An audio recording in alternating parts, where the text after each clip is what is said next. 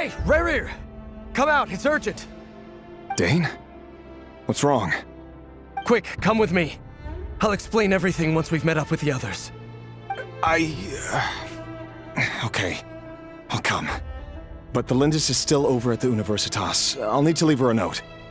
All right then, but make it quick. I've never seen Dane so worked up before. Whatever this is, it must be big trouble.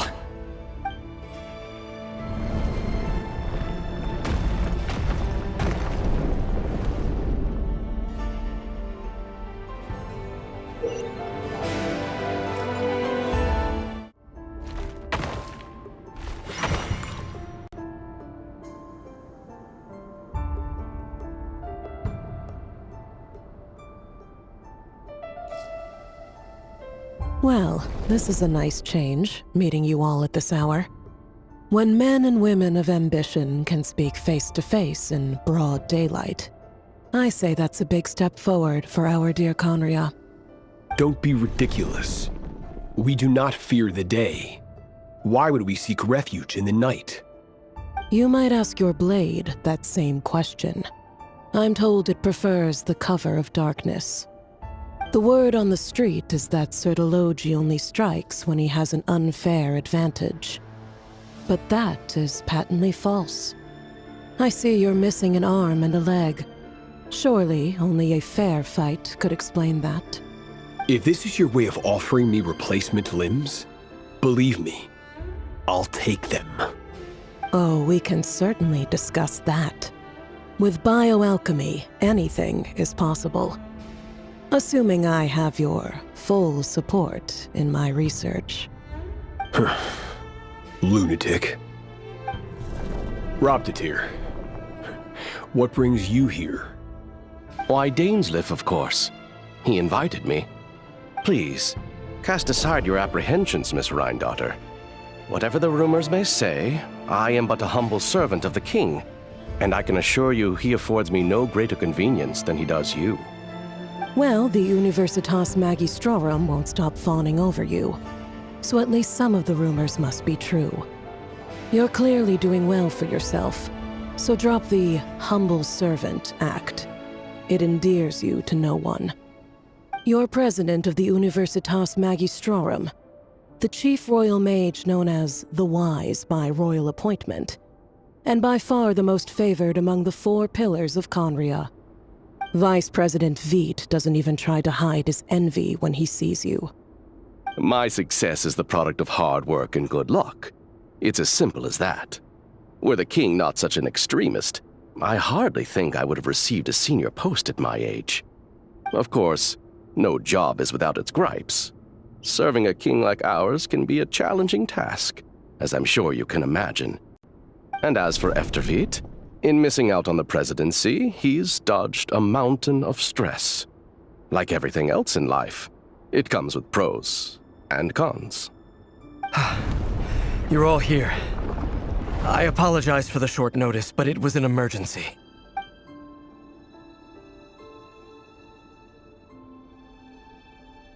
You must be Rerir. Mr. Sir Delogi. Yes, I handled your case file during your sentencing. Nothing personal, of course. I'm pleasantly surprised that you remember me. You're clearly a person of substance if you've been invited here. But Dainsleif, you'd better have a very good reason for convening this little gathering. It's my brother, Vedalfenir. After he spoke at the court this morning, the king was so infuriated by his words that he had him blinded in both eyes and thrown in prison. Vedalfenir in prison? Strange. I thought the king trusted him and Horoptatir more than anyone else in the world. Does this mean the king's circle of trust just got even smaller? It has nothing to do with trust. It's about what the king wants, which is as clear as day to anyone paying attention. I simply appease him, because it's in the best interests of the Universitas Magistrorum. And also because you're slimy. Vedalfenir, perhaps less so. But still, a visionless visionary? It rather inclines me to think that qualifications are not what get you ahead in Conria. Do you honestly think this is an important discussion to be having right now? Dane, what are you planning to do? Rescue Vedifenir, I assume. Correct. It will mean storming the palace by force. Tonight. I need all of you on my side. That's far too dangerous. And don't forget, Dainsleif, you're captain of the Royal Guard. You swore an oath to the throne. You've been planning this for a while, haven't you? I have no desire to commit treason. But whatever critique the king may have of Vedifenir, disfiguring your most loyal subject for putting the best interests of his court and nation first, this is not the conduct of a wise ruler. My blade will force the king to see the error of his ways. So, Vedifenir's prophecy enraged the king. I'm sure it wasn't what he wanted to hear, but if he won't take counsel even from the visionary, that is deeply troubling news. The extent of His Majesty's madness is now all too clear. The question is, how does a man like me get out of this situation unscathed? You have noble ambitions, Dane, but I'm afraid they don't do much for a guy like me. I'm not interested in saving the world. All I want is a letter of pardon. A letter of pardon? For whom? Thelindis? The chances of the Vinster King issuing a pardon for anyone connected to the Crimson Moon seem vanishingly slim.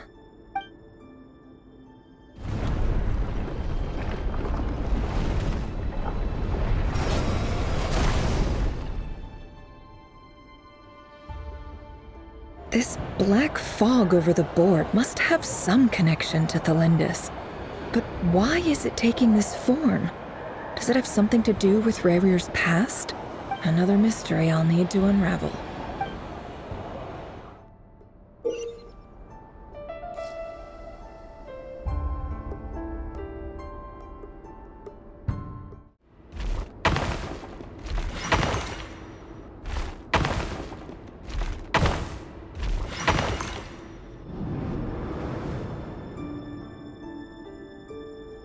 Author Thelindis.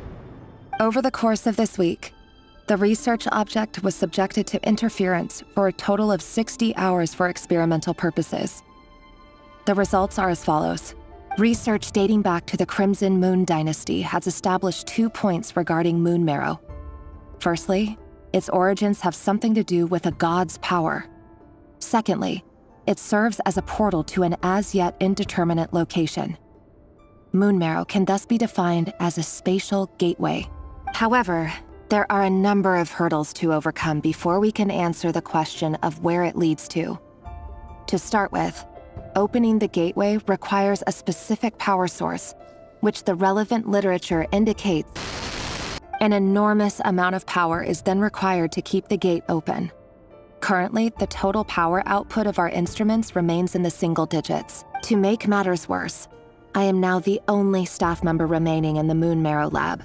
The Universitas Magistrorum recently decided to move most of its personnel into abyssal energy research, which has stymied all Crimson Moon-related projects. This is not a wise move. I have always maintained that placing all our hopes in a single source of power is risky, especially one as poorly understood as this. As well as making ourselves overly reliant on a single resource, we are neglecting other promising technologies. I apologize if this comes across as disrespectful. But as a Moon Marrow researcher, I desperately want to see the world beyond the gateway. If we really made it there one day, what would we find? And how would we go about taming the unknown? My imagination is endlessly fueled by questions such as these.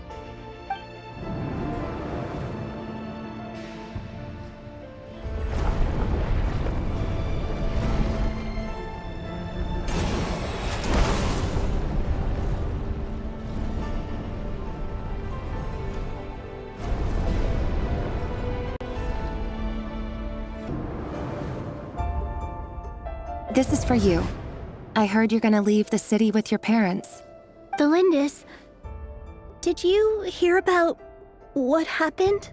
I've heard nothing. Rerir got back very late last Friday, and he was acting a little unusual, but he slept pretty well, so I'm guessing whatever he did was a good deed. Hmm.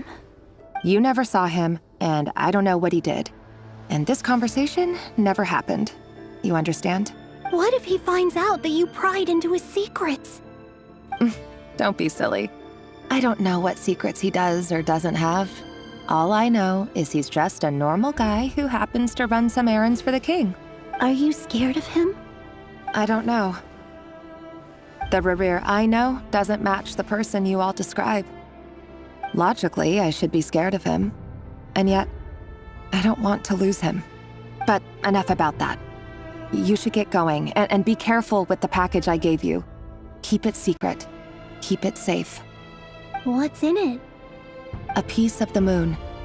All you need to know is that as long as you keep it safe, then in the future, everyone will be able to see a red moon. A red moon? You mean our moon? That's right. Our moon. Promise me you'll look after it. I promise, Thelindis. The Crimson Moon bloodline will never die out. Its light, the color of blood, will become like a fire that flows in our veins, no matter how long it takes. Hurry, everyone, and stick to the plan. Sir Dainsleif, what are you? Is this treason? You know what happens to those who betray the throne. Please, don't do this! It is the king himself who has betrayed the throne. He has betrayed all of Conria. If you have any love left for justice in your heart, you should join me. It's showtime. Dane and his group will handle the troops in the palace. Then Hraptatyr and Rheindater will disarm the security measures. My job is to enter the prison and rescue Vedifalnir. Stay safe. Wish me luck. Look after my brother. Draw your blade. It is time for justice to prevail.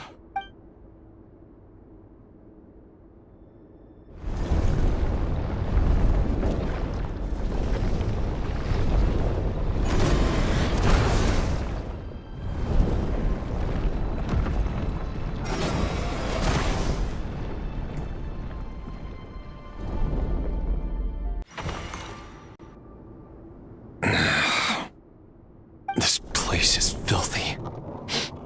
And the smell is abominable. Clearly, the king doesn't allow his prisoners a single shred of dignity. This is dire. Found you. Hello, Mr. Vedifalnir. Ah, it's you. Surprised? Oh, wait. I guess surprise isn't an emotion that prophets feel very often. I certainly felt some surprise in the moment when I was blinded. Surprise at the king's sheer ignorance. Surprise at just how unfairly this world responds to words of earnest remonstration. I'm curious. What did you prophesize this time? It wasn't a prophecy. It was a word of warning. Someone had to say it. The king has forsaken all reason in pursuit of his obsessions. I simply told him that if he continues on this path, Conria will surely fall. But he didn't listen. Worse still, he stabbed you in both eyes and locked you away. Dane asked for my help. The court is in complete chaos now, but I'm sure you predicted that. Everything is transpiring as I foresaw, yet I am powerless to change it. Fate is an immutable force. I can but lament as the inevitable unfolds. I do wonder whether giving a man the power to see the future does nothing more for him than slowly crush his spirit. Forgive my curtness, Vedifalnir, but the king did not suddenly turn on you today. His suspicions have been brewing for a long time. You can't have wisdom beyond the reach of your fellow man without attracting his fear and suspicion. There are things the king does not want to see. So, he doesn't want you having visions of them either. He blinded you because he thought this would make the visions stop. He wasn't entirely wrong. I did indeed lose my power to see the future. Right up until... Until what? Just now. I believe I saw something new. Well, tonight could go a lot of different ways. 5 of us banded together to storm the palace, also we could rescue you. This will go down as the most tumultuous day in Conrian history. I sense hatred in you, but also hope. A desperate hope that with the tyrant deposed, that will be the end of the story. But this is not the end. It is the beginning of a new chapter in a whole new story. There are many men of honor and courage in this world, Rerir. But you are not one of them. You're not here for justice, are you? Is that a dagger? Interesting. Why not the polearm? It was always your weapon of choice. With your abilities, I don't doubt that you were able to recover some of your sight. But I also doubt that you want to make an enemy of me right now. Of course not. We're on the same side, aren't we? We could be. But I need you to be honest with me, Vedalfnir. At this point, you're my only hope for the future. You mean your future? With your beloved, Thelindis? Yes. And I know there are bigger things at stake here. A dynasty, a nation, maybe the entire world. But forgive me, I care first and foremost about myself. I can't abandon the one I love to save myself. I just can't do it. But you see a broader picture of the future than I. You see the solutions to the biggest problems of our age. So tell me, what is my solution? What's the answer? In matters of fate, answers are either right or wrong. What will be and what will not. Maybe you are willing to pay a certain price in the pursuit of happiness, but unfortunately, fate does not negotiate. That is the cruelest thing about fate. It is unmoved by your sacrifices. That can't be true. I know it's your voice that I keep hearing in my head, urging me to see how the world is changing, to seek more power, so I can protect the things I love. You show me disaster, but you won't show me how to avoid it? Why? Why are you doing all this? My voice. In your head.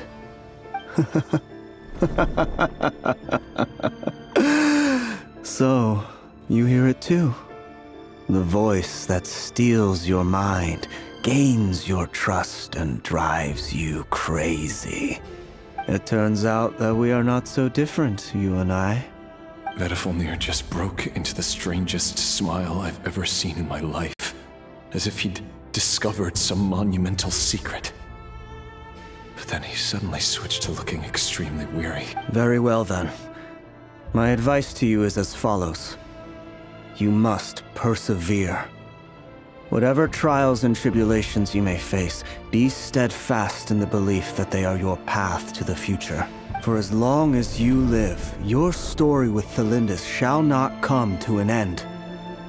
That is the only chance you have of fighting back against fate. It is up to you whether you believe my words. Regardless, that is all I will say on the matter. I have no right to intervene any further. I will hold you to your word. Thank you for setting me free. In return, I will tell you one more thing that you cannot afford to ignore. Just then, a strange wave of energy rippled through the city. We had no idea what it could mean. If I were you, I would head to the Universitas Magistrorum. The Universitas? Oh no! I'm sure we'll be seeing each other again very soon, Rerir. Whatever Vedalfnir said, I didn't catch it. I didn't even help him out of the prison. There was no time to lose.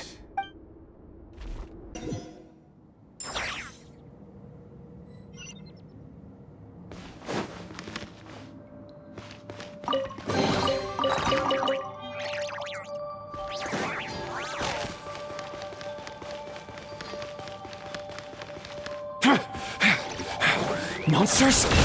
Is this what my daughter's doing? By the Universitas Magistrorum. Out of my way!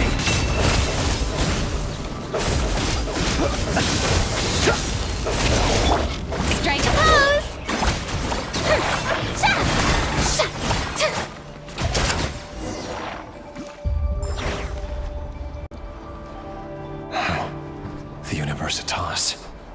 That reminds me of a rumor I once heard.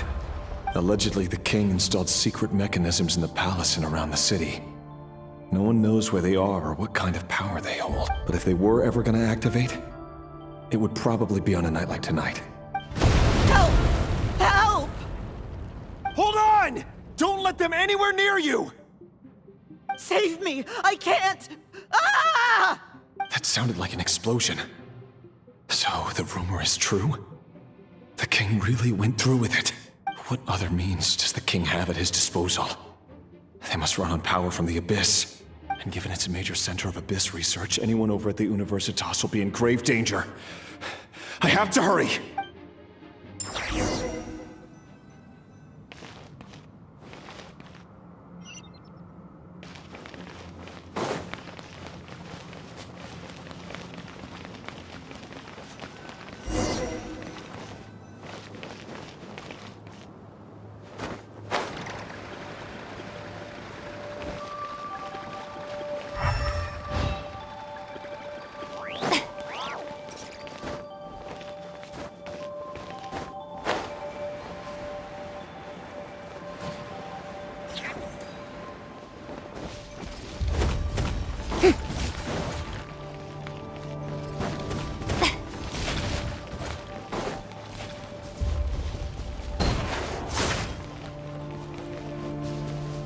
It all adds up.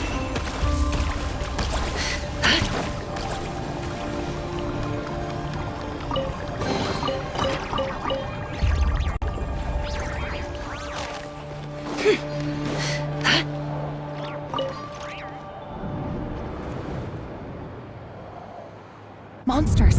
At the Universitas Magistrorum? Why now? Oh no! They're coming! It's no use. The table won't hold out much longer. The weapons. Where are the weapons? Of course. All the lab equipment was upgraded after the inspection last week, but the new weapons haven't been allocated yet. I'm done for. Is anyone there? I need help!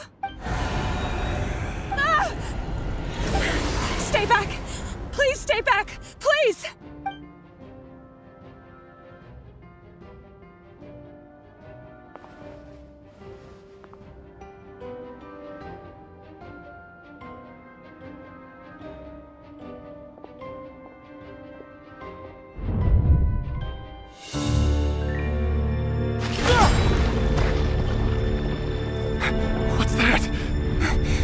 Reverie! So the rumors about your work are true. What? No! Listen, something happened at the palace tonight. We have to leave! You don't need to lie to me anymore. What do you mean? I know why you're worried, and I will respect the decision you've made. But it's okay, because I found a solution. I know how to end all this. You can have it back. The normal life you so desire. But until then, I'm afraid our wedding will have to wait. Thalindis? No, don't do it! Thalindis! Thalindis!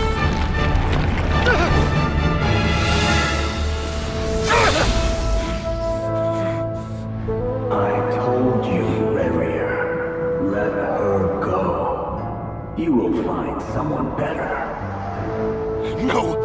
No, I won't do it! I have to save her! By what means exactly? A lowly pawn. You lack the power and the strength of will. Do you know a way? Tell me! Come to the palace. Join us.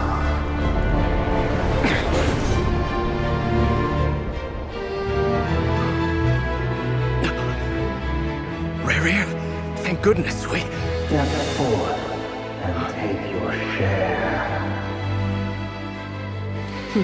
You made it.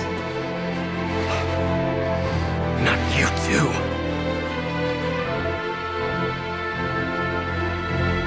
Hatred or grief, despair, desire. Root all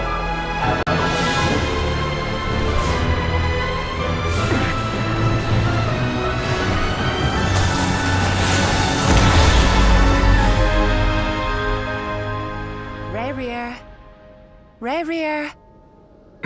Thelindis? Were you daydreaming?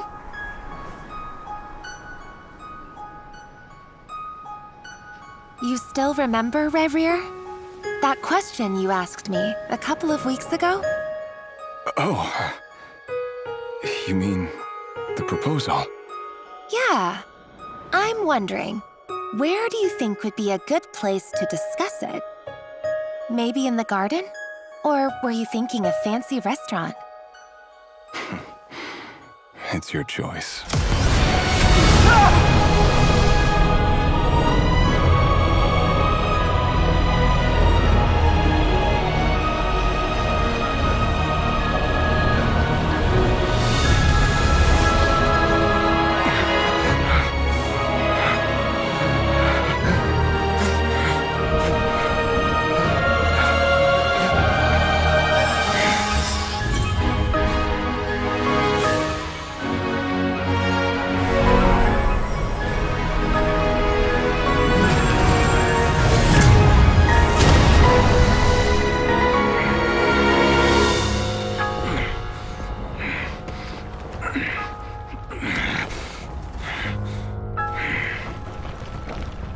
I will find you. And then, you can give me your answer.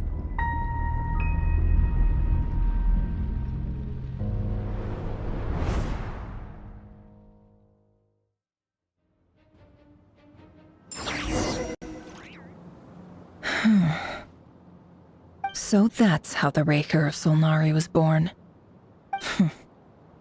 A monster created by circumstance is a monster all the same. Viewing other people's thoughts for too long can get uncomfortable.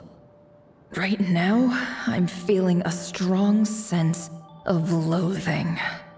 In a nutshell, the story of Khaenri'ah is what happens when the truth falls by the wayside. Everyone tells little white lies, and before long, you have a huge pack of lies that destroys everything. Phew. Time to get back. His past is filled with sorrow, but the tale of any fallen civilization is one of endless tragedy. Cruel as it may be, that was Khaenri'ah's fate.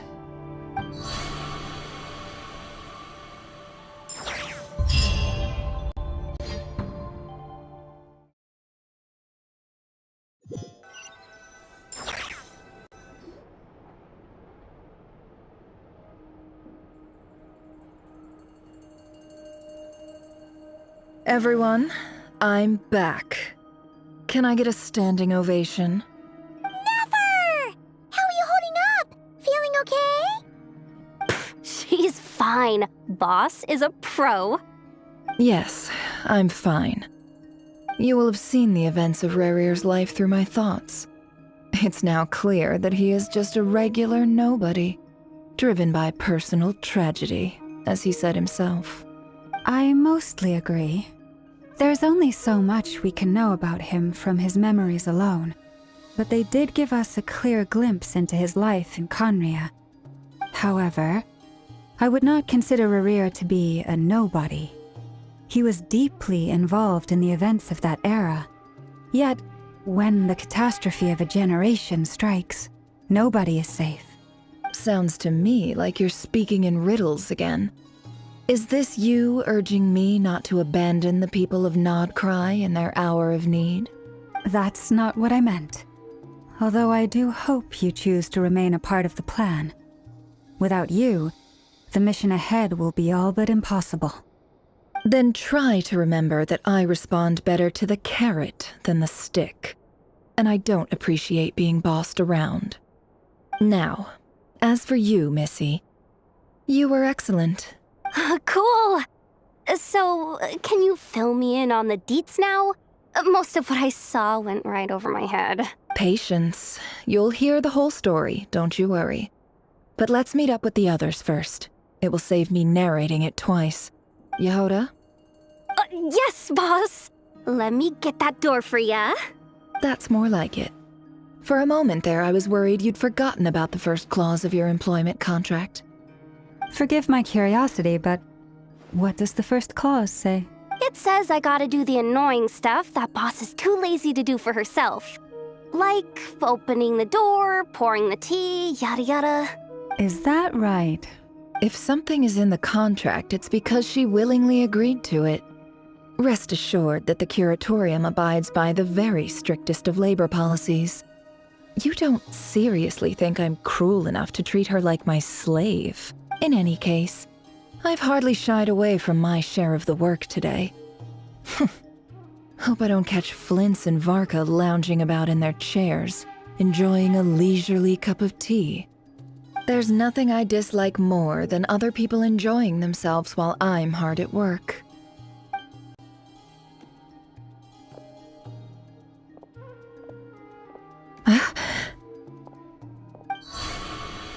Oh no.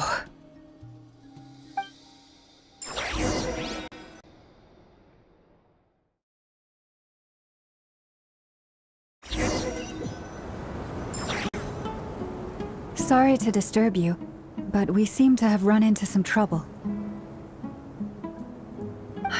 Evidently so. Don't worry, I'm not about to leave you to fend for yourselves. I'm not that kind of boss. And it would go against the Curatorium's labor policy. I'm sorry? What did you hear me say? I wasn't talking about labor policy.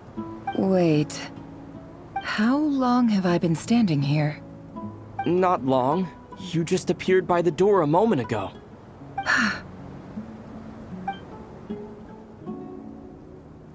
Boss, what's wrong? You look like you've seen a ghost. We've been tricked. We never left at all. Somehow I hallucinated that whole scene back inside the office. Hallucinated? But how? How indeed. This place should heed my will alone. All thoughts and actions that occur in here are just a result of pawns moving across the chessboard in a carefully calculated manner. And nobody has access to this chess set but me. So you control everything in here? More or less. But yes, it's a special technique of mine. Has anything like this ever happened before? Only once. It was the first time I used the chess set. Is there any similarity between what happened then and what's happening now? I suppose my thoughts are a little turbulent, which was also the case my first time. Is there anything I can do to help? The first clause of your contract clearly states that I only need your help with things that I'm too lazy to do myself. Meaning, you're not feeling lazy right now? Meaning, this is not something Yehoda can help with. The chess set is a personal treasure that I alone understand. I must be the one to find our way out of here. Boss, it's fine. Really. Let me do something useful. Oh, listen to you. Whatever would I do without you, Yehoda? What? Really? Yes, really. Where would I ever find another employee as obedient and servile as you? God forbid anything ever happens to you. Oh, okay. Well, anyway, I was thinking of fetching some water. There's gotta be a source around here somewhere. I suggest everyone finds someplace comfortable to take a rest. We gotta conserve our energy. Even though all this chess malarkey doesn't exist in a physical sense, mentally speaking, it's all real. And so is our tiredness and fatigue. You don't want to dismiss mental fatigue. Just because it isn't physical doesn't mean it's any less serious. But anyway, I got your backs, so don't worry about a thing. Don't I have the best employees? Jealous much? If we can find a suitable time, I'd love to borrow Yehoda for a day to help out at the Frostmoon Scions. Would you be amenable to that, Boss Nefer? Oh, Lauma. Have I ever told you just how pretty you are? Beauty runs from the tips of your antlers to the depths of your imagination. Time to rally, everyone. Follow me. As we continue our journey, the same rules will apply. That means stay focused and no talking no matter what we encounter. And don't disturb the chess pieces. You have my word that I will get us all out of here.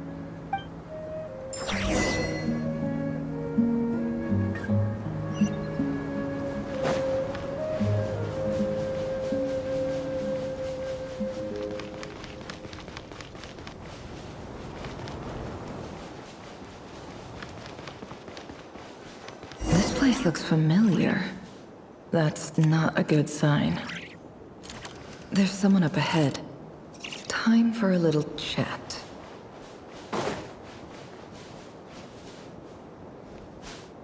I wasn't expecting visitors at this hour.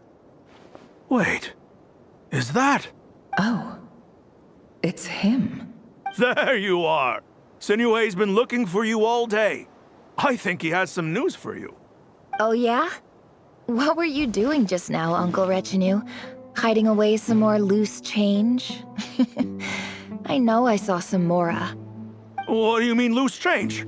Oh, come on, I'm too old for this. Just pretend you saw nothing.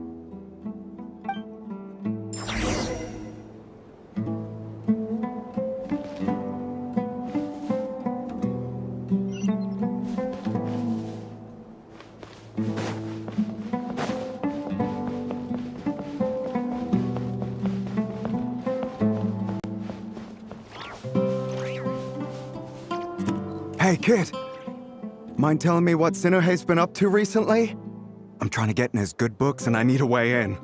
Get in his good books? Why? What do you want with my dad, Uncle Apepi?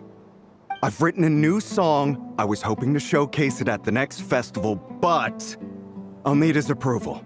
A new song, huh? I'd love to stay and listen, but unfortunately, Uncle Retinue says my dad's looking for me.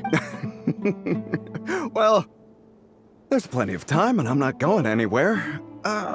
See that pile of stones? I'll be sitting there warming up my vocal cords. Come find me when you're done. Pile of stones. Got it.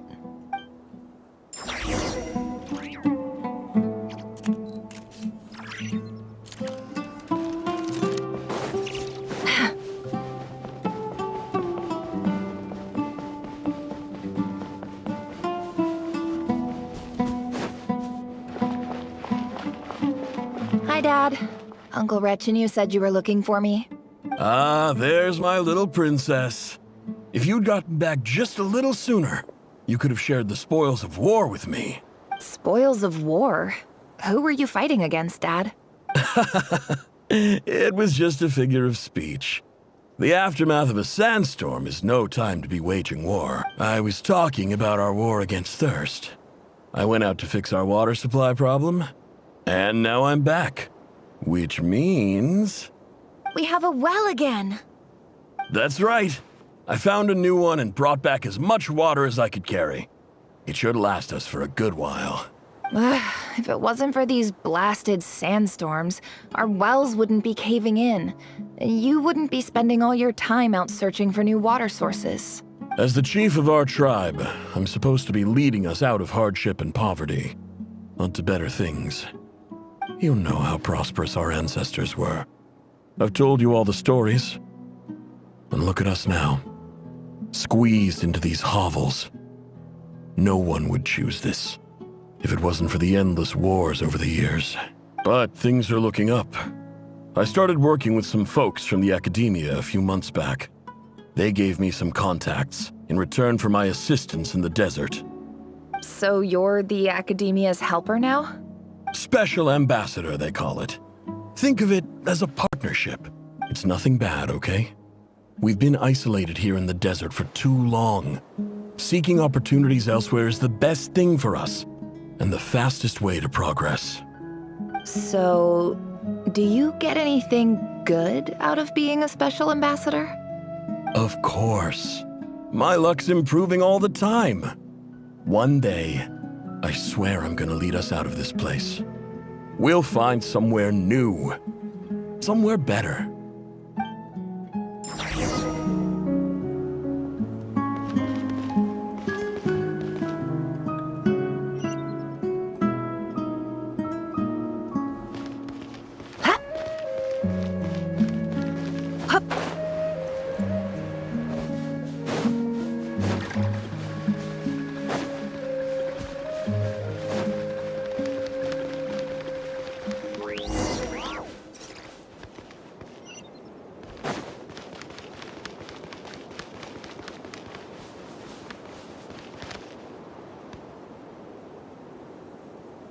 That's our well, and you know it.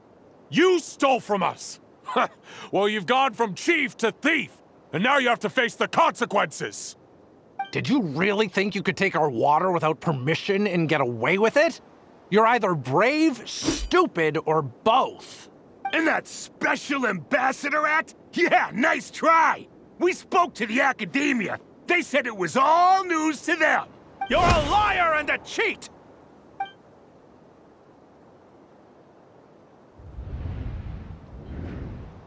I heard Yehuda gasp, but I don't blame her.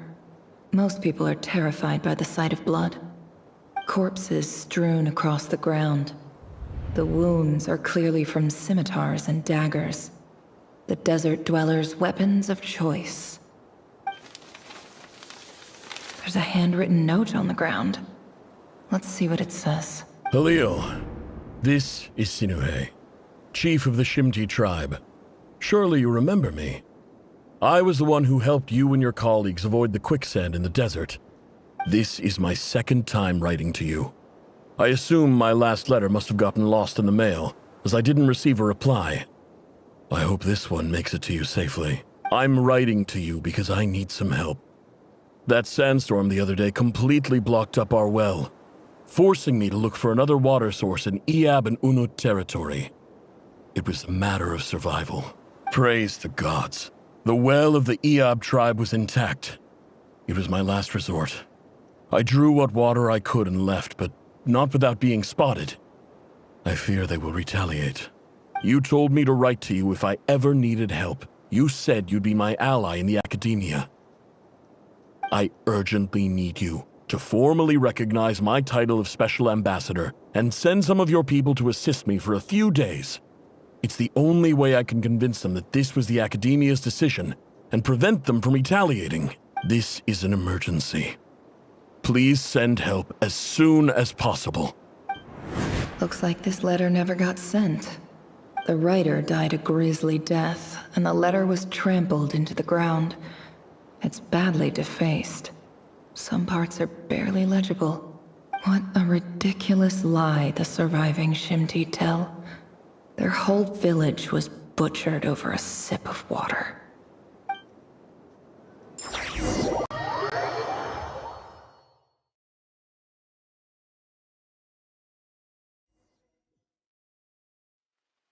Ah, officer. Welcome. Welcome to our humble village. I thought you would at least have the courtesy to provide some respectable libations. This is the finest wine Aru village has to offer. I promise.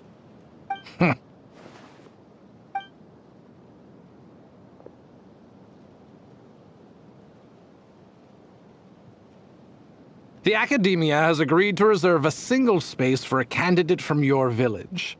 But I remain skeptical of this entire endeavor. I highly doubt anyone in this desert possesses serious academic potential. Please, have faith. If not in us, then in our God. The child we found shows great promise. I beg you, take her away from this place. Give her a chance. Don't let her talent go to waste. I don't recognize her. New arrival? She showed up here a few days ago and we took her in. She's a really bright kid. Please help. I'm begging you. So, where are you from? Nowhere special. Just a sand dune. What about the rest of your family? How many of you are there? Just the one. It's only you? Correct. So, no brothers, no sisters, no mother or father? Any who have slept on a bed of sand, I call my brothers and my sisters. Apart from that, I have no family. All right. Get over here. Sign your name on the form.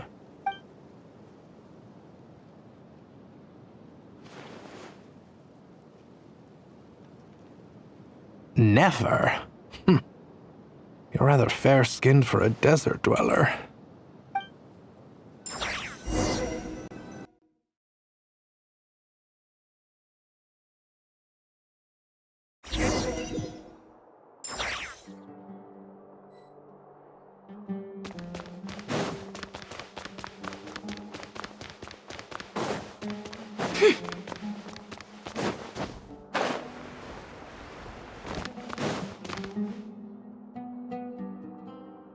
Nefer, this term's assignments have been issued already. Please read through the materials thoroughly, conduct your own additional research, and then write an essay on the topic. Yes, Professor, I'm aware. I just had a couple more questions I wanted to get your perspective on. Oh? Please ask away. Well, I saw the other students' problem sheets, and I couldn't help but notice that my assignment is much easier than theirs. Do you really think I'm a weak student? A weak student? Goodness, no. Quite the opposite. You have a sharp mind. Almost too sharp. I think what you're saying is, a weak student wouldn't have noticed the discrepancy. And if they did, they certainly wouldn't complain about the lighter workload. You see, sharp as they come. You see things the way they are, and I'm sure you know why they're like that. Because of where I come from. Because I'm different. I'm sorry, Nefer. I don't like it any more than you do. It's just... Anyway, you said you had a couple of questions. What's the other one? I wanted to check. If someone sent me a letter to the academia, where do I go to collect it? Ah, your family wrote to you. As long as they put your name on the envelope, someone should hand it right to you. Not exactly. It's not even a recent letter. I was just curious where the mail would end up if no one collects it. The House of Dana, I expect. I know there's a box for unclaimed mail somewhere in there, probably sitting on a shelf. Whatever you're looking for, that'd be the place to start. Okay, got it. Thank you, Professor. Oh, don't mention it. Honestly, I feel like I failed you. I'm supposed to be your teacher, but I haven't taught you anything. Hey, don't say that. You're a great teacher, and you do your best for all your students. But the rules are the rules. You're not allowed to teach students like me. It's not just the academia either. The whole world bends over backwards for the successful and leaves the losers to suffer and die. Oh, my dear child. Don't tell me you've given up on life already. I haven't. I just think that if you want to make it in this world, you have to find a way to become successful.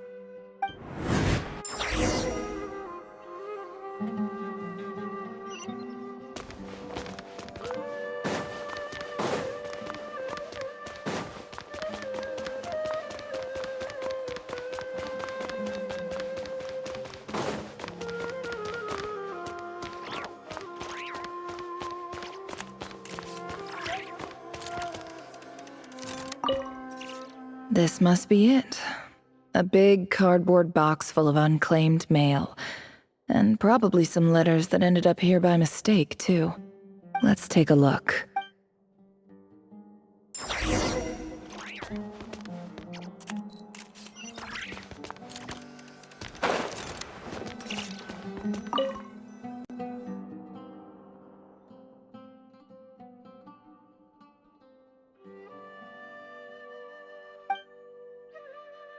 A dilapidation survey from Port Ormos. Looks like it's from a Corps of 30 representative. What a strange thought.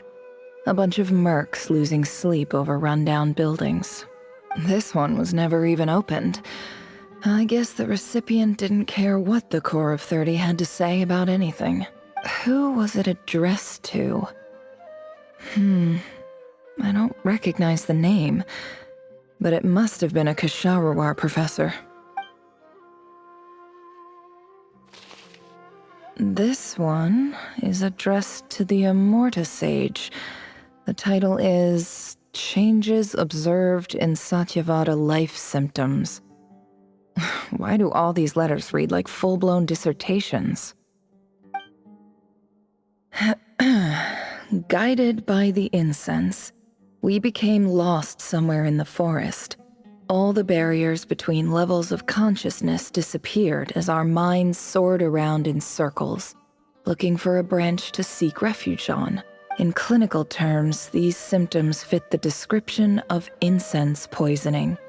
The Immorta Darshan strictly prohibits the use of hallucinogenic substances, but I believe there are still people getting away with it. For example, my neighbor who always breaks out into song and dance after using this seems like something the academia would want to know about.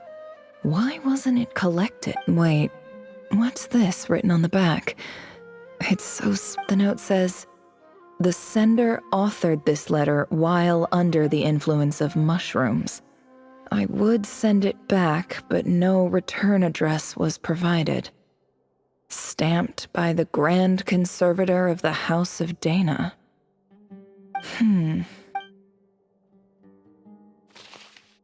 This next one is addressed to Grand Sage Azar. A few words of protest regarding recent changes in Sumeru's educational policy. In recent years, the academia has taken on a small number of students from the desert region, as per the policy to this effect. However, it appears to me that these students have not, in fact, been provided with educational opportunities that are, in any meaningful sense, as well as receiving dumbed-down assignments and perfunctory tutoring. They do not even have full access to the Akasha system. Education is the fundamental purpose of this institution, which should go without saying in a nation whose founding virtues are knowledge and wisdom. I ask you, is the lip service we pay to the policy of education for desert students? As Grand Sage, policy decisions are your prerogative, but do not forget your roots. You and I were once students too, as was everyone else. I do hope you will give some serious attention to this matter. I encourage you to discuss issues like this with myself. Great letter. Shame it didn't get to where it needed to go. And the sender is... Sage Cyrus of Spantamad. I didn't realize anyone else even knew how bad students like me have it in this place. So this is where letters from the Sage of Spantamad end up? Nice one, Grand Sage. Really enlightened leadership. Whatever. This isn't what I'm not exactly holding out hope that a letter sent from the desert would even make it here. But if it did, where else would it end up if not in this box? I can't believe how much discarded mail there is. Must have been years since someone last went through it all. I don't believe for 1 second that any human being has sat down and read through all the documents in this place. Wait, could this be it?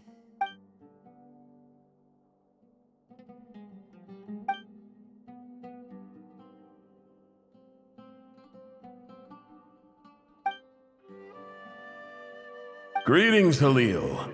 My name is Sinuhe, chief of the Shimti tribe. I was the one who came to you and your colleague Zaid when you ran into trouble in the Great Red Sand. I don't know how well you remember it now, but I brought you to safety and gave you some water and other supplies. You seemed very pleased and told me your name. In my tribe, learning a person's true name is serious business, and I therefore see you all as friends. The Shimti tribe lives a harsh, nomadic existence in the desert. You were sympathetic towards my plight, promising to make me a special ambassador of the academia. This brings me to my reason for writing. Our tribe has fallen on particularly. There was a terrible sandstorm a few days ago, which blocked up the well in our land. To ensure my people's survival, I had no choice. The Eob and Unut are descended from the Thamudians, while we trace our ancestry to Tulatala. We worship the Lord of Flowers and have had relatively good relations with our fellow tribes, up until now. I found a well belonging to the Eob tribe. They declined to help us, but I really had no other option, so I took some water to keep me and my tribe alive. My actions are... When we met, you assured me that you would be my ally in the Academia. I would like to take you up on that offer, because I really need your help. That aside, the last time you were here, you mentioned that the Academia had started accepting students from the desert, and I told you a little about my daughter, Nefer. We have next to no resources here in the desert, and my power and influence are limited. Would you consider enrolling my daughter at the Academia? From the outset, the Academia never took you seriously. Those things they promised were just empty words. I doubt they even remember the name Sinuhe. And you were so emphatic that your luck had finally changed for the better. You swore you'd lead us to a better place one day. You spoke with such conviction, like you were the most powerful chief in the whole desert. You liar. You lied about everything. You promised the world and delivered on none of it. And who fell for it? Just me, by the looks of it. Despite your best efforts. Which makes you a pathetic liar. You weren't even any good at it. I think I'll take over from here. Let me show you how it's done.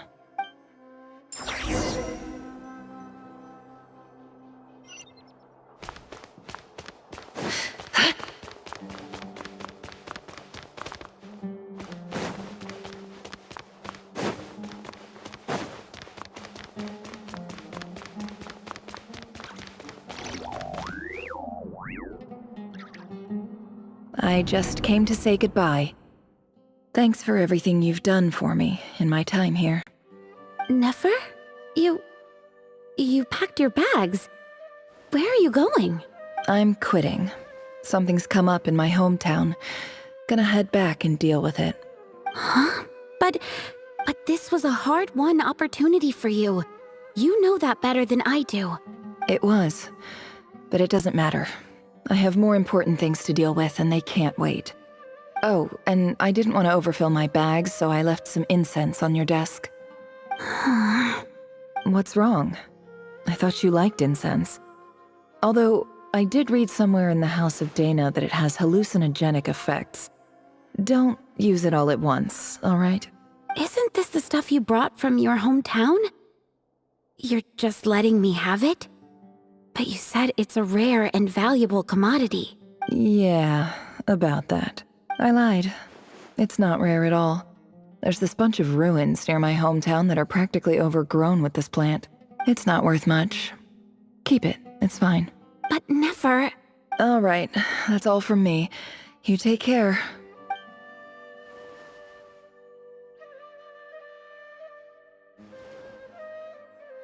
Don't forget me, okay? I mean, we're more than just classmates, right? We're friends. Yeah, I'll remember you. I lied again. That incense is worth a fortune, and it's a rare find even in those ruins. And as for remembering her, I have far too much to do when I get back. No time to reminisce. I'll be lucky if I even make it through this alive.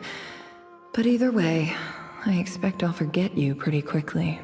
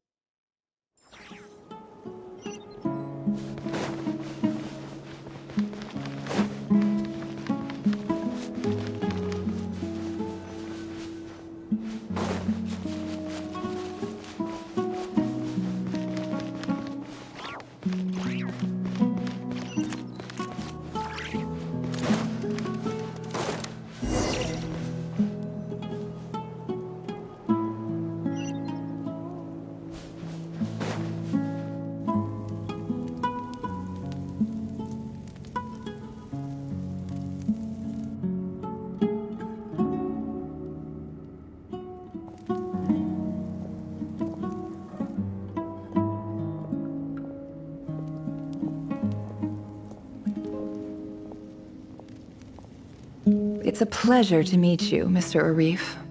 So, what does the Academia want? Since they've sent their special ambassador, I assume there's a big business deal to be made. If not, I'd be very disappointed. Please, sir, lower your blade. You're lucky I'm the one they sent. Not all special ambassadors share my admiration for the Iab people. The ever-shifting balance of power in the desert reduced the once great civilizations of this region to rubble and sand. But the story of the Iab has a very different trajectory. Others grew weak, but you grew strong, beginning in obscurity and moving to prosperity. You're the only ones who defied the trend. Huh. So, you do know who you're dealing with? This well is the perfect symbol of your strength, is it not? It used to belong to the Unut, but it looks like you have control over it now. You're not wrong. But I'm sure you didn't come all this way just to flatter us. Of course not. I came to bring you some very good news. Some information that recently came to light, which might just be your ticket to freedom. Records uncovered by the Vahumana Darshan show that a certain well currently under Iab control is built on top of some ancient ruins. These ruins are of great archaeological interest to the Academia. I checked the map carefully on my way over here, and I'm confident that this is the well in question. The Academia is offering 50 million mora in return for excavation rights. 50 million? No, wait. If these ruins are as important as you say, 50 million's a little low, don't you think? Don't get greedy, Iab. We know far more than you think. We know that you seized this well by force. Wasn't that the first step in your rise to power? To drive away the Unut and steal their water supply? So what if it was?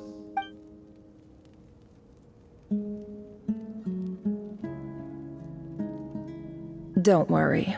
As unscrupulous as it was, it's something we're willing to overlook.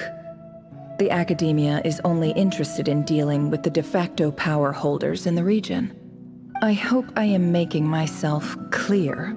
And I hope your words are the truth. If I find out the Academia is trying to play me, I'll hunt down every one of your people and make you watch as I cut their heads off one by one. I assure you, Chief, that would not be in your long-term interests. You don't want to make an enemy of the Academia. You see how I'm dressed, don't you? I appreciate that you've never been to the rainforest, but surely even you recognize an ambassador's attire when you see it. And what does a barbarian like you have to lose anyway? You really think the Sumeru Academia would bother to come all this way just to lie to you? We have more important things to worry about. All right, I take your point. The Academia is the highest authority in the land. I'm sure you're trustworthy people. In that case, we have a deal. We will sell you the excavation rights. I'd like to thank you, Ambassador. This is good news indeed. Excellent news. In fact, it calls for a celebration. Would you do us the honor of staying a while and enjoying some Iab hospitality? Gladly. I am partial to wine myself, and I trust you are as well.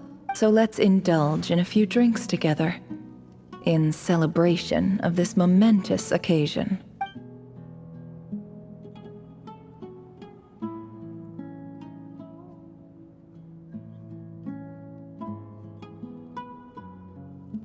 Chief! Chief, it's an emergency! It's the Unut. They've taken the well. What? Well, don't just stand there. Take it back. Yes, Chief. I have every confidence in the Iab's military superiority, and yet... Well, what is it? The Unut's response was alarmingly fast. The day after we reach a deal, they seize the well. This can't be a coincidence. Perhaps there is a traitor in your midst. I I don't think so. I am obliged to remind you, Chief, that the Academia will only deal with the de facto power holders. If you cannot regain control over the well, I'm afraid you won't see a single mora of that 50 million. No! Please, Ambassador, just give me some time. I swear the Unut will not get away with this. That well is ours. And so is the Mora. Glad to hear it. I will wait here for an update. If there is a traitor, I will find them. In the meantime, make yourself at home. I'll report back as soon as I have an update. Much obliged. Wow. All it took was a few words and I've got him wrapped around my finger. What an amazing feeling. So, in summary, Ambassador, the Academia would rather negotiate with our tribe instead of the Eab, yes? The Eab are ruthless murderers who don't listen to reason. And now they have the gall to interfere in our research projects in the desert region. So let me ask you, Chief, if you were the Academia, what would you do? Kill them all, of course. Precisely. The Academia does not tolerate those who stand in our way. The Eab have held back our academic pursuits for too long, and our patience is wearing thin. At the same time, there is simply no way that the Academia can be seen to be intervening in desert affairs. I'm sure you understand where I'm coming from. We have our own rules out here. If the rainforest dwellers raised arms against a desert tribe, you'd start a bloody war. Right. We can't confront them ourselves, but we can support their enemies. The Unut have always had strained relations with the Eab, which makes you our natural allies. Natural allies. Weren't the Eab your allies once? You were quick to send them after us to protect your interests back when we stole that water. And now look at you. You're at each other's throats. Let me be clear. The Academia wishes to collaborate with the legally recognized rulers of the desert in this matter. We are asking for excavation rights to that well, and our offer is 50 million mora. Say no more. I believe we have an understanding. Good. Then I suggest you get to work. Get us access to that well, and the mora's yours. You see, Dad? Lying is easy when you know how. People will believe anything.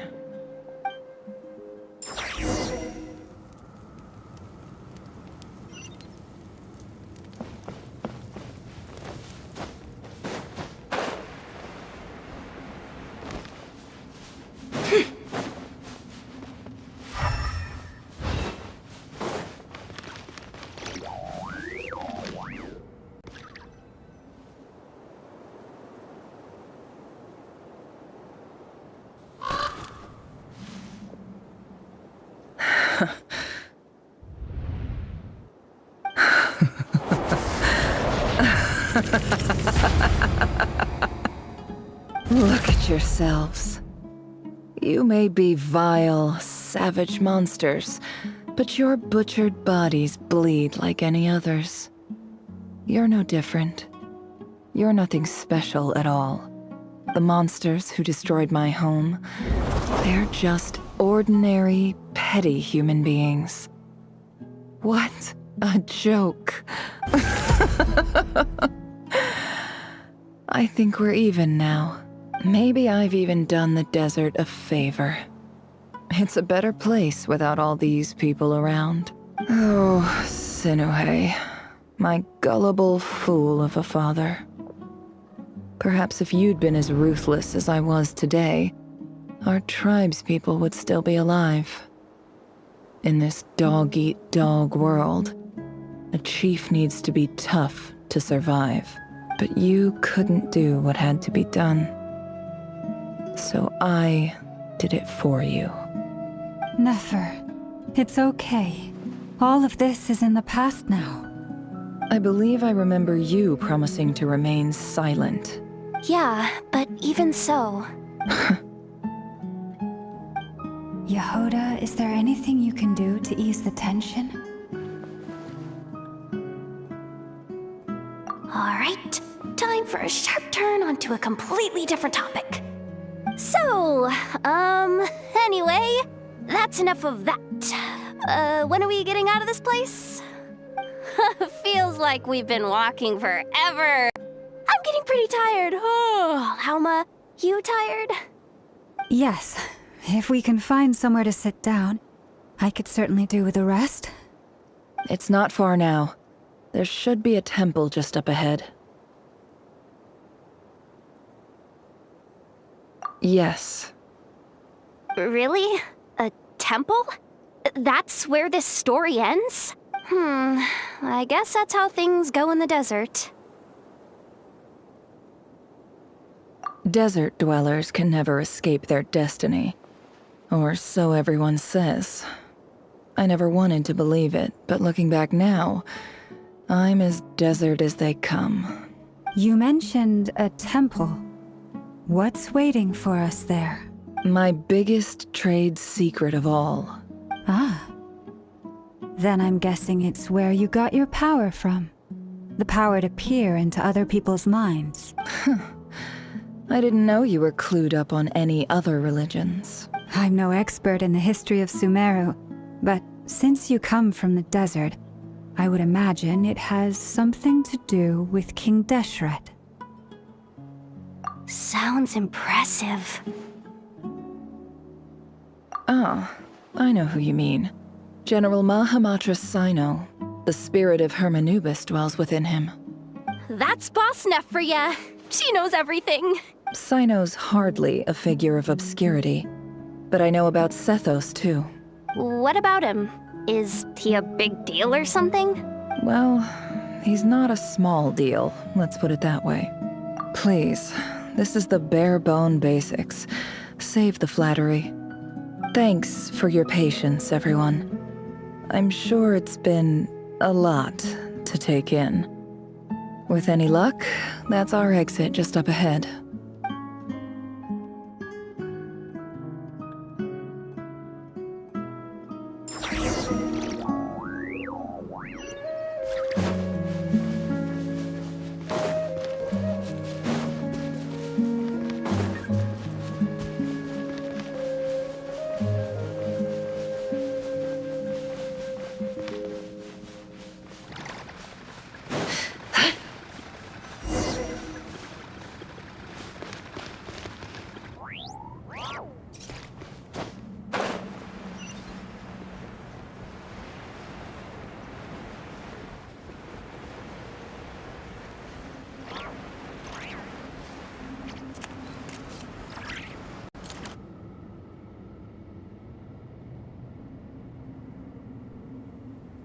Uh-oh. Uh-oh. Uh-oh. I'm totally out of my depth here. I don't have anything to add about any of this stuff. Like, look at that statue, for instance. I want to do the whole name-dropping, this girl knows her stuff thing too, but I've never seen anything like it before. A statue with the head of a bird. That's Thoth, the Ibis King, one of the 7 pillars of King Deshret. The legends say that he, the Crocodile King, and the Goat King were the 3 retainers of King Deshret. Let's take a look.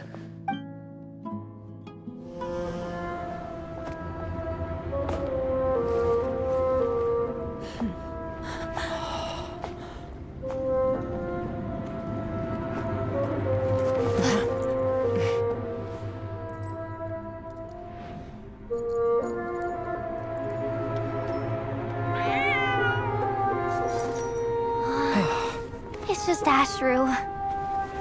So, all is well?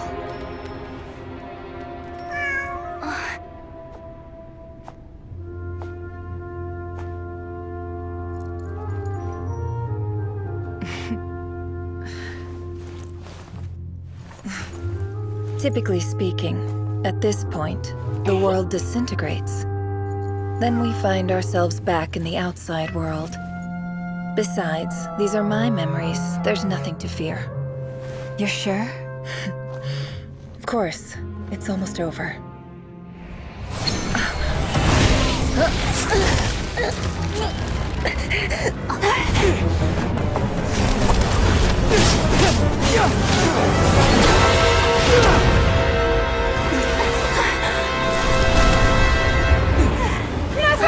Hold on!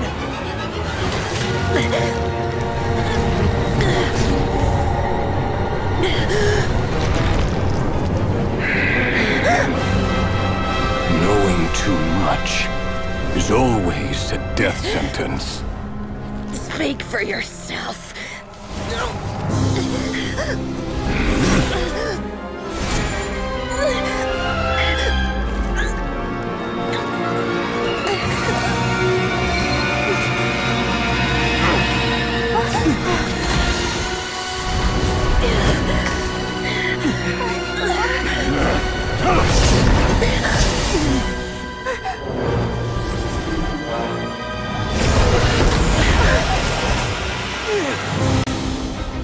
How repulsive.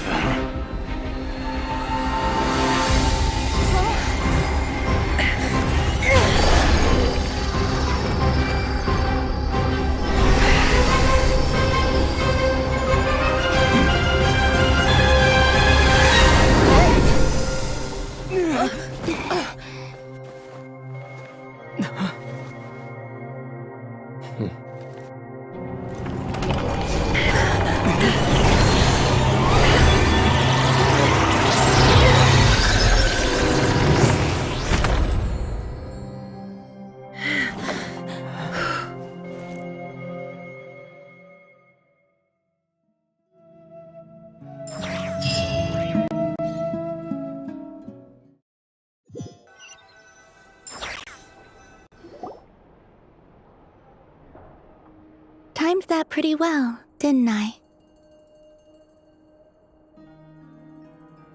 It's okay. I'm just glad no one was hurt. Paimon noticed you doing something too, Dainsleif. Were you helping get them out? Of course. When I asked Nefer to conduct this investigation, I was not naive to the dangers involved. I had a duty to ensure your safety. Good to know your sense of justice is still intact after all these years. I take that to mean that you saw the truth. That comes as a great relief. I certainly did. And thanks to your help, I also managed to trap Rerir inside the chess set. Whoa, really? How'd you manage that? Well, to be honest, I sensed that something was wrong long before we made it to the temple. By using this fragment to probe into Rerir's past, well, the monster formerly known as Rerir, it seems I alerted him. I was tracking him, then he caught on and started tracking me too. Can't say I'm surprised. But how did he track you through your thoughts alone? That shouldn't be possible. Rerir was a secret agent who reported directly to the Vinster King. He is an expert at finding a trail and hunting down his pursuers. No wonder. He infiltrated the chess set, read my thoughts, and built a new virtual chess set inside of it. That's why we weren't able to leave at first. Speaking of your chess set, it's quite a remarkable item. Would I be right in thinking you have some connection to King Deshret? You overestimate me. I only have a connection with one of his underlings, the Ibis King. You all saw how this came to be. A long time ago, the Iab massacred my tribe, the Shimti, in our home village. A few years later, I enrolled in the academia, where some new information came to light. The Unut and the Iab fought a bitter battle over the rights to a well, all for the sake of a non-existent 50 million mora. The Iab ultimately won that confrontation, but their victory came at the cost of almost every warrior in the tribe. The final blow to the Iab came at the victory feast, when an Unut assassin beheaded their chief right before my eyes. The remaining Iab fled and have been scattered to the winds ever since. Having gotten my revenge, I returned to my hometown, where to my surprise, the nearby temple was still standing. There it was, seemingly immune to the relentless hostility of the desert, while my tribal home lay in ruins. As I stood there gazing at the temple, I noticed a cat just outside. This cat, as it turned out, was home to the spirit of the Ibis King. He led me to a gate deep inside the temple, and there he made a deal with me. This chess set is my gift from the Ibis King. The chessboard within is made to the same specifications as the one in the mausoleum of King Deshret, and represents his power of piercing analysis. With this chessboard in its container, I gained a certain ability to perceive hidden secrets. Now, you could conclude that the Ibis King simply wanted to give the people of this world the power to seek the truth, but I don't believe that's the full story. Every god plays favorites. Their hearts are as fickle as any human's, full of secrets, perversions, egotistical tendencies. But precious few gods are willing to admit this. It is the same with all powerful forces, including fate itself. Their gaze falls preferentially upon a select few. As you rightly point out, this is an act of favoritism. If you're alluding to the Abyss, then yes, I agree. Gather the others. It's time to share everything I've learned.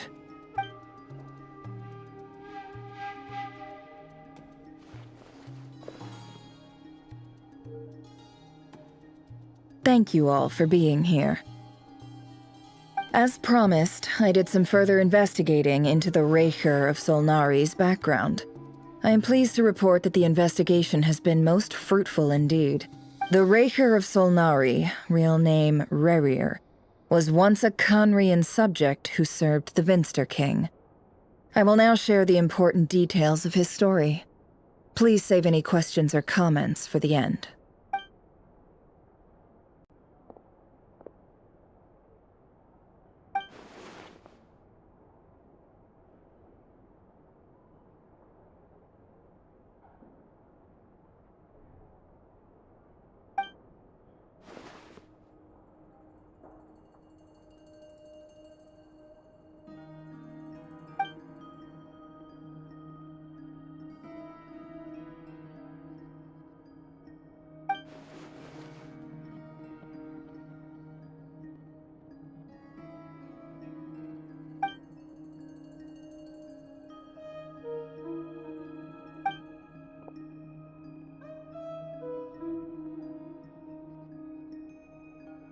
So that's why he's so obsessed with the moon.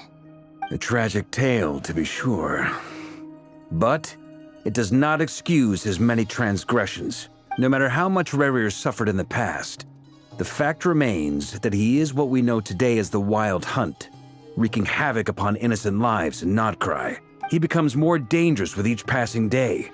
If left unchecked, it is simply a matter of time before all of Teyvat suffers the consequences.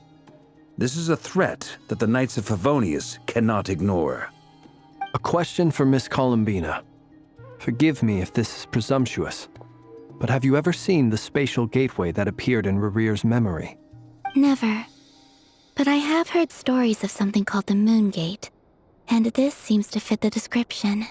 Miss Lama, any thoughts on this? In the lore of the Frost Moon Scions, the moon is believed to hold many secrets. Some sources speak of ancient knowledge, others of a gateway to the unknown. The term Moon Gate is one I have heard before. But as is the case with all of our legends, there are no records of any first-hand witnesses. We cannot know whether it truly exists. Then back to Miss Columbina. As a moon goddess yourself, do you have some idea of where the Moon Gate leads to? Not at this stage, sorry. I do hold the power of the Frost Moon, and my strength is recovering well. I can sense that the gate would open at my command, but... But there's more to the power of the Frost Moon than that? Yes. A moon goddess has the right to open the Moon Gate, since it is a path to the moon. But as never mentioned, holding open a spatial gateway takes a huge amount of power. And right now, I need to conserve my energy to fight the Reikr of Solnari. I'm afraid this is one mystery we may have to leave unsolved for now. I agree. Better to save your strength. But if you'll humor me for a moment, I have a bold conjecture of my own regarding the world beyond the gateway. I highly suspect that neither Tholindis nor Rerir made it through unscathed. The evidence pointing to this is the fact that the Rehir of Solnari exists in the form of countless fragments. With the abyssal power he wields, no ordinary foe can touch him, let alone tear him to shreds. And yet, the Wild Hunt proliferates wherever his scattered fragments lie, drawing hordes of monsters to many different locations across the land. So your theory is that Rerir was physically torn to shreds by some powerful force? Hence, why the Wild Hunt is a distributed phenomenon, rather than a unified one? Makes sense to me. Explains why the Wild Hunt is so pervasive, and why he's been trying to piece himself back together. He was whole to begin with, and he wants to be whole again. Without the power of the Abyss on his side, he almost certainly would have perished the moment he was torn apart. But the Abyss, much like a curse, has kept him alive. I could not agree more.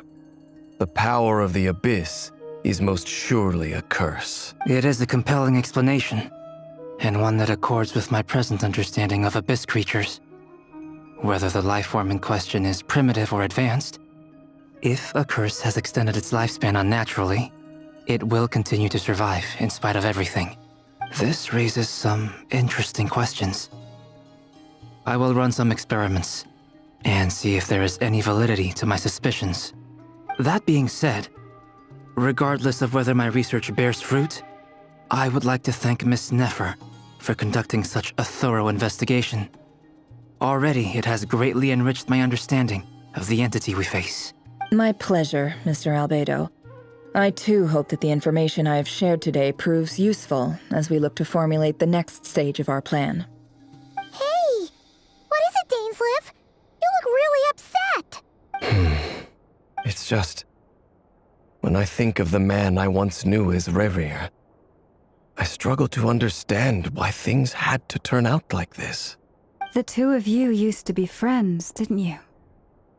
I don't know if these words will bring any comfort, but my heart goes out to you. Mine too. We can never know all the hows and whys of the way things are. The moon and stars are full of untold secrets and lies, and the skies are host to many more mysteries than these alone. Yet, none of that can begin to compare with the complexity of human life. Those are the first comforting words I've heard in a long time. Thank you, both. Well, I think this is a good place to end today's meeting. I'm sure Nefer needs some time to recover. She's been through an awful lot today. That's very thoughtful of you, Lama. Of course. Sounds good to me. Take some time to rest and digest before we reconvene to nail down a plan.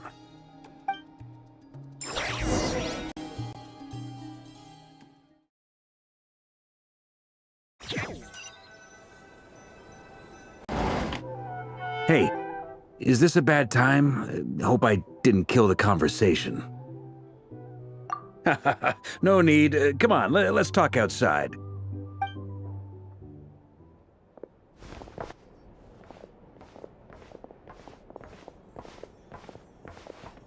Anyway, Nefer went back to the curatorium to get some rest. But before she left, she shared some things with me that I thought you should be aware of. Firstly, although she managed to trap the Raker of Solnari inside her chess set, there's no guarantee that the power of the Ibis King is any match for one of the 5 sinners. Their powers are beyond our comprehension.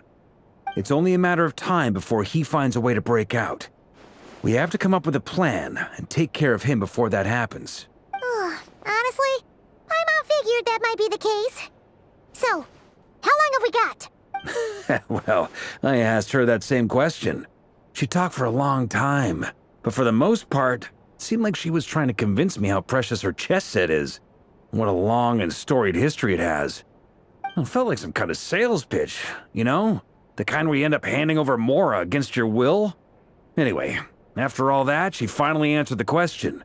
2 days, at most. 2 days? Holy moly! Can we even recruit enough help in that time? That remains to be seen. Which brings me to the second issue. Dainsleif is obviously conflicted about this whole thing. But given how little time we have, there's no way we can pull this off without his help. You have some history with him, right? Do you think maybe you could talk to him for us? Great. I appreciate it. All right, on to item 3. So, Albedo, Durin, and I put our heads together and came up with a plan. Can't promise it's gonna work yet, but at least it's a start. We figured we'd bounce the idea off you first. We'll explore it further once everyone's recovered. Oh, Paimon's dying to hear this. All right, so here's what we're thinking.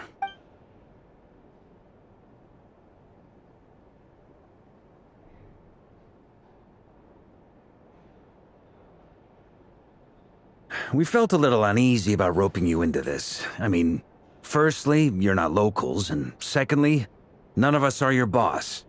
You're well within your rights to refuse if you so choose. Roping us in? Why would you even say that? We know the stakes here. It's all of us against the Rayher of Solnari, or none of us stand a chance. I choose my words very intentionally, I'll have you know. I like to think there's an art to striking a down-to-earth tone even when the stakes are through the roof. Sir Varka, I have a few thoughts about this plan. I'm all ears. I think we can be more flexible with how the roles are allocated. In my view, the most sensible lineup would be like this.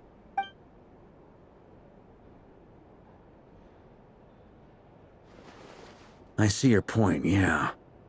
But if that's how we're going to approach this, you'd better make sure you're ready.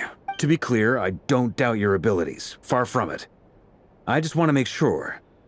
Are you really willing to take all this on? I want to do everything within my power.